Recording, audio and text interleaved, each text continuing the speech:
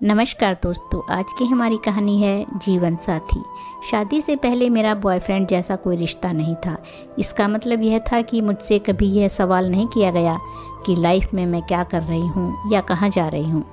कुछ अन्य परिवारों के विपरीत मेरे माता पिता ने भी मुझ पर ज़्यादा प्रतिबंध नहीं लगाए। बिना पार्टनर के मेरी ज़िंदगी बेफिक्र थी, लेकिन जब मेरी शादी हो गई तो शुरू में मुझे अजीब सा लगा कि अब मुझे उस तरह की आज़ादी नहीं मिल रही है। एक समय था जब मैं लापरवाह रहने का आनंद लेती थी। हालांकि मेरे पति हमेशा मेरा ख्याल रखते थे और मुझसे भी यही उम्मीद करते थे कि मैं उनका ख्याल रखूंगी। समय के साथ धीरे धीरे जैसे जैसे हम एक दूसरे को बेहतर जानने लगे, मेरे पति ने मेरे लिए जो देखभाल और चिंता दिखाई, उससे मुझे अपने वैवाहिक जीवन में सुरक्षित और प्यार का बेहद सुंदर एहसास हुआ। लेकिन मेरे पति का अचानक निधन हो गया। मेरे पति के निधन के बाद मुझे एहसास हुआ कि पति के बिना मैं कितनी अपूर्ण महसूस करती थी। हमारी शादी के 23 वर्षों में हम शायद ही कभी एक दूसरे से दूर रहे हों।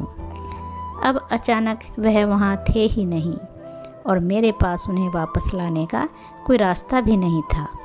मुझे अपने पति की बहुत याद आई।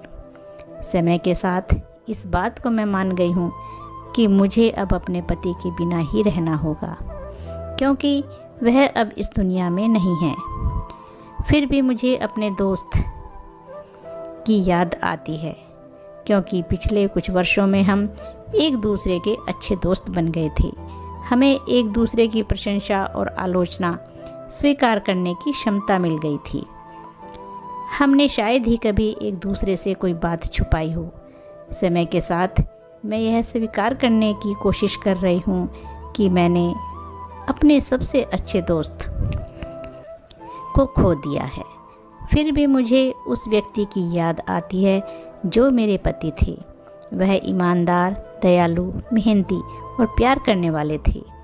मुझे नहीं लगता कि मैं कभी भी अपने जीवन में उस अद्भुत व्यक्ति को खोने को स्वीकार कर पाऊंगी। पति के बिना जीवन एक सामान्य जीवन है, या मैं कहूँ कि कुछ खालीपन से भरा हुआ जीवन है। एक अच्छे पति के साथ जीवन अद्भुत है। मेरे पति जो एक अच्छे इंसान भी थे, उनको खोने के बाद का जीवन अच्छी यादों से भरा है, लेकिन एक खालीपन के साथ जिसे कभी नहीं भरा जा सका। दोस्तों, कहानी अच्छी लगी है तो लाइक और शेयर कीजिए, और चैनल पर पहली बार आए हैं तो चैनल को सब्सक्राइब कीजिए। धन्यवाद दोस्तों।